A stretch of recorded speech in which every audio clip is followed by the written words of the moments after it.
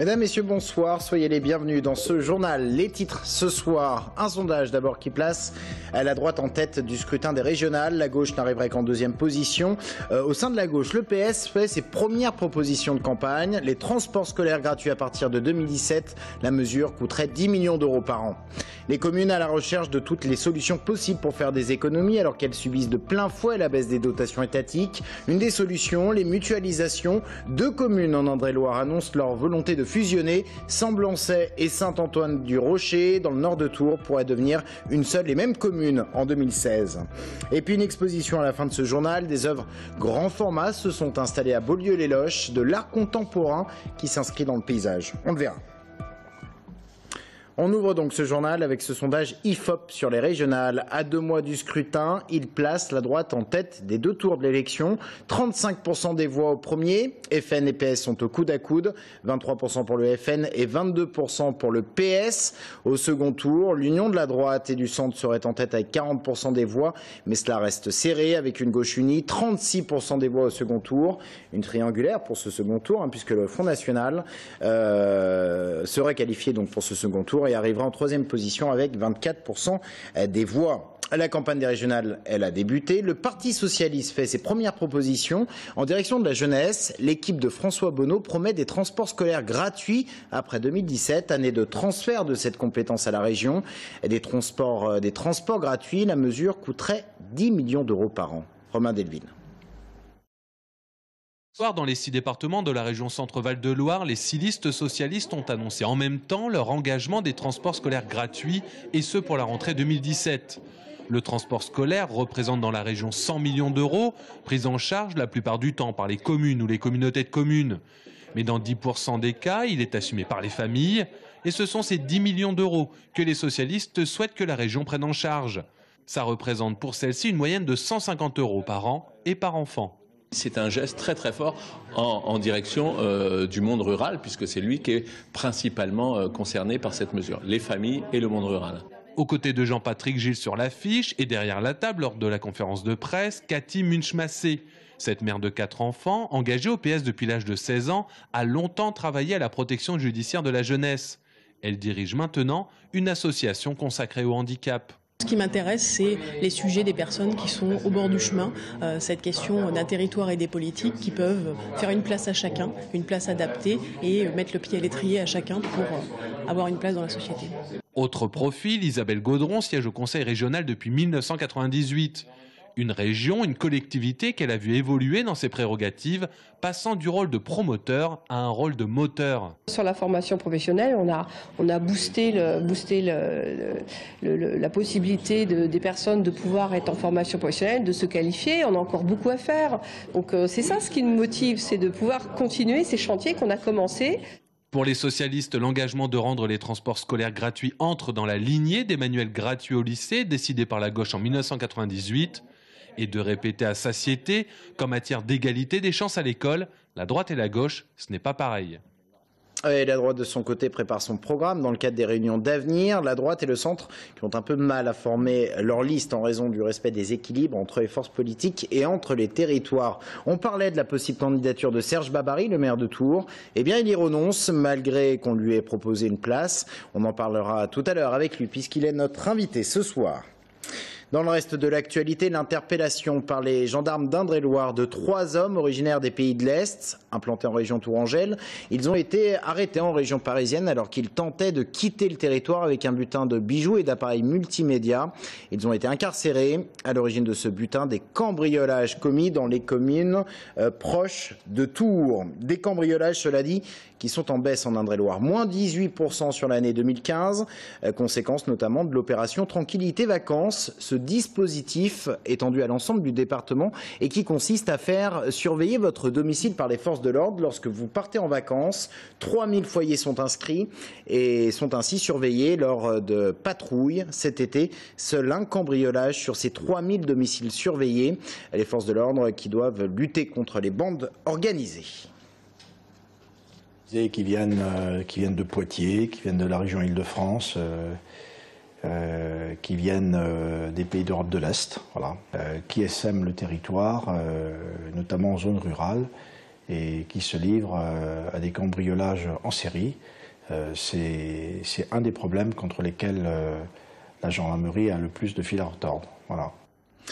On vous parle régulièrement de la situation financière de vos communes, situation très délicate en raison notamment de la baisse des dotations étatiques des communes, par conséquent à la recherche de toutes les économies possibles.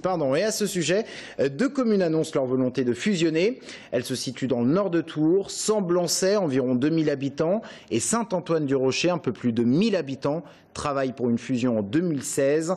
Il n'y aurait plus qu'une commune, avec à la clé un soutien financier de l'État qui entend privilégier ces rapprochements.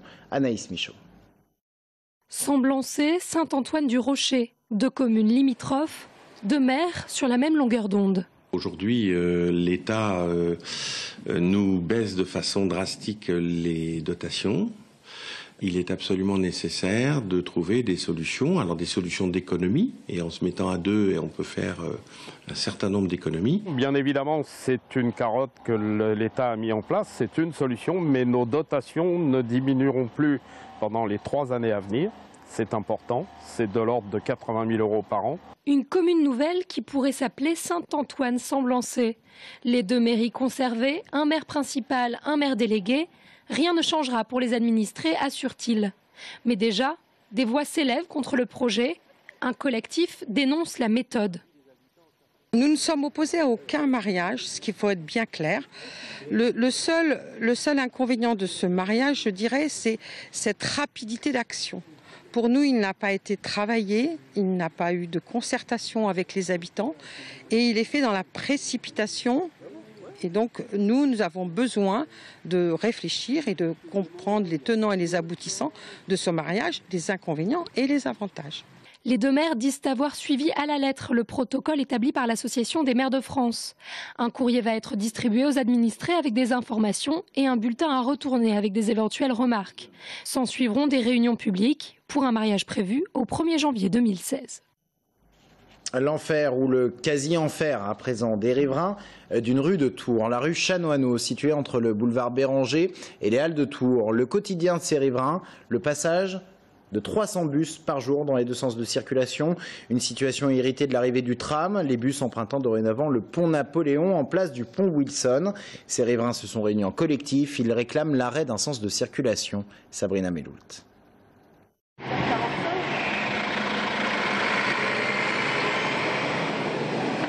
Vous pouvez avoir le bus en question, regardez un petit peu les problèmes que ça pose. Roger est au bord de la crise de nerfs. Des bus comme celui-ci, il en passe près de 300 par jour dans la rue Chanoineau. En fait, ce sont 4 lignes de bus qui multiplient les allers-retours sur cette portion. Une portion très empruntée dans le prolongement du quartier des Halles, l'un des plus fréquentés de la ville. Nous n'avons pas tellement l'occasion de sortir pour la bonne raison que vous devez avoir le bruit de fond en ce moment des véhicules qui passent et vous vous rendez ainsi compte qu'il est pratiquement impossible de rester sur le balcon. Il y a quelques années, les bus ne circulaient que dans un sens. Mais pendant les travaux du tram, l'Agglo Tours Plus, responsable des passages et itinéraires des bus, a décidé de les faire circuler dans les 2 sens afin de fluidifier le trafic. Une situation restée intacte après la mise en service du tram qui gêne plus d'une 40aine de familles de riverains. Il est quand même anormal que la rue Chanoineau concentre toute la circulation dans le secteur, alors qu'auparavant, les bus montaient soit par la rue Marceau, soit par la rue Grandière. 35 millions de voyageurs fréquentent le réseau bus et tram, des chiffres en constante augmentation. Selon Fil Bleu, le quartier des Halles a besoin d'être desservi et les bus ne circulent jamais à vide. Le 19 octobre, Tours Plus, la mairie et Fil Bleu, ainsi que le collectif de riverains, se réuniront pour faire avancer le dossier.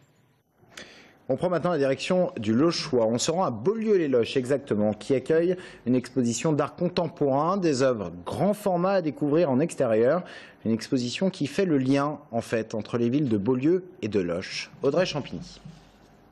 Une échelle de crue qui ne mène nulle part. Un oiseau étrange qui guette l'horizon du haut de sa branche. Le visiteur a de quoi être surpris. Et c'est bien le but. Pendant plusieurs semaines, 11 artistes ont laissé libre cours à leur imagination pour offrir une vision ludique et décalée de l'art contemporain. Disséminées le long de l'eau, entre Loches et Beaulieu, les créations se fondent entièrement dans le paysage. Le parcours, en accès libre, devient ainsi une promenade dans une atmosphère à la fois poétique et dynamique. On voulait vraiment sortir des murs. On voulait être en extérieur, on voulait mettre en avant le patrimoine naturel et bâti. Donc là, on est dans les Prairies du Roi, donc un espace naturel et sensible que les gens finalement connaissent pas forcément. Donc l'exposition a pas mal fait connaître ce lieu. Ainsi, au détour d'un jardin, on peut tomber nez à nez avec un essaim géant de bois entrelacé ou encore un ichthyosaure et sa mâchoire de fer. Plus loin, ce sont 2 métallules qui viennent juste de se poser sur la prairie. Morgane Pensier, lui, a eu l'idée d'un rhinocéros en 3D qui invite à la réflexion sur la fragilité de notre écosystème et la disparition de certaines espèces. N'étant pas sculpteur, mais principalement dessinateur, c'était pour moi l'opportunité de réfléchir à un volume d'abord en 2 dimensions, réfléchir à toutes les pièces, à leur silhouette, à leur forme, à la courbe qu'elles peuvent avoir. Et une fois assemblées entre elles, on a ce volume qui se crée, cette idée de dessin sculpté en quelque sorte. Bois, métal ou encore céramique, en choisissant d'associer art et environnement, le pari était aussi d'abandonner l'œuvre à la nature. Une nature qui reprend rapidement ses droits.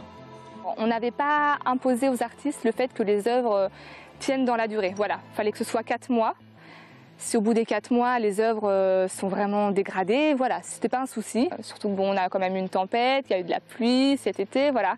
Donc le héron notamment, on voit clairement l'évolution, quoi. Une édition 2016 est déjà envisagée, mais d'ici là, ces créatures étranges continueront de décorer le paysage lochois jusqu'au 11 octobre. De quoi laisser le temps aux curieux de découvrir ces œuvres le temps d'une balade. Restez avec nous dans un instant. Serge Babary, le maire de Tours, est confronté à une rentrée délicate entre les sujets municipaux et la politique politicienne. Rendez-vous dans un instant.